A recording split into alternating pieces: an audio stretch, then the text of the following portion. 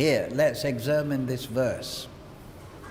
Now, here you can understand here that there's only 4 lines of Sanskrit, and you were hearing the word for word, and Prabhupada has expanded that into a very big translation. You should understand, in the translation of Sanskrit, particularly the shastra by the great Uttamadikaris and paramahamsas, there's one form of translation called bhava-anu-pada. That means you follow the bhava, the mood that is portrayed in the words. Those without bhava, without insight, those without paramahamsa-status, they should pay attention to this method of translation. The other is vakya-anu-pada, where you just literally translate the words. But words are meant to convey ideas and emotions. So the real translation of the Shastra, particularly a rasa Shastra, such as the Srimad-Bhagavatam, is to carry the emotional, spiritual, emotional, the bhava of the translation.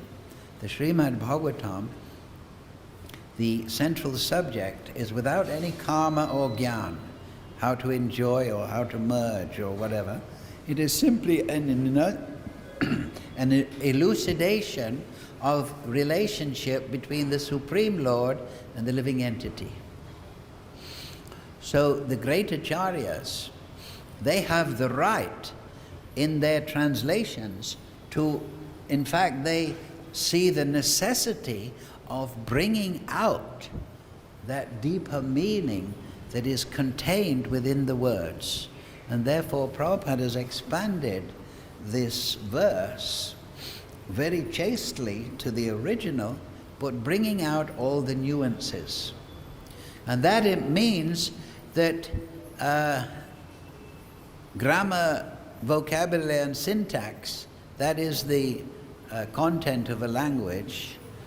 So the syntax of the great words of the acharya, that means the sentence construction, carries many implications and many poetic aspects. Therefore, they should not be edited by foolish people who think they know better than the acharya.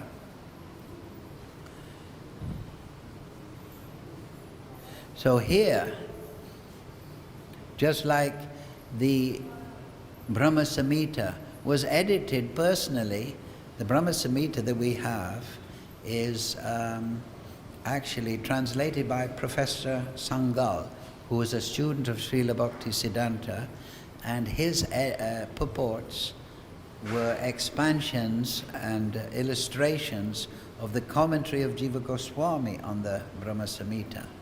So Prabhupada personally said, and that was edited by Srila Bhaktisiddhanta, the spiritual master, and he said, don't touch one word of this. And then there is the book written by Sri Chaitanya's teachings, written by Srila Bhaktivinoda Thakur, historic book, sent to McGill University, written personally. So who would edit that book? But written by such a great paramahamsa. So hyperactive people without intelligence think that they can improve the words of the acharya. Actually, in Sanskrit, if you study Sanskrit, there is an expression. It's called acharya prayog.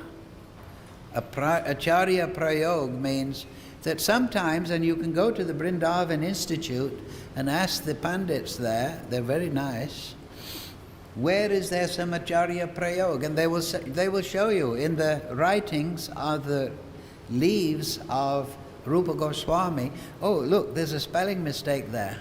Oh, that's not quite correct. But no one criticizes Rupa Goswami, because the acaryas, in their ecstasy of revelation, they write. They're paying attention to the bhava, not the literal expression. So the way to read the shastra, particularly the rasa shastra, is with that in mind, not with the critical idea.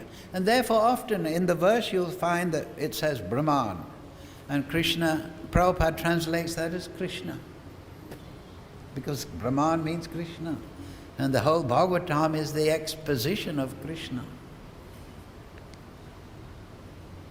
So, even in the spiritual world there are mistakes, between miscommunications, apparently, between the devotees. Why? To churn the ocean of rasa.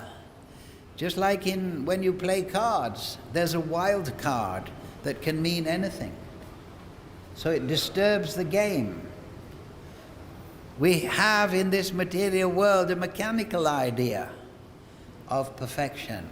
It must run like a computer. Of course, even computers screw up. You have to reboot because you get a bad boot.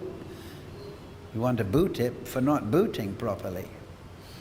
So that is something to consider. Perfection does not mean a mechanical, literal perfection. Perfection means that the bhava, the seva bhava of a devotee is never reduced.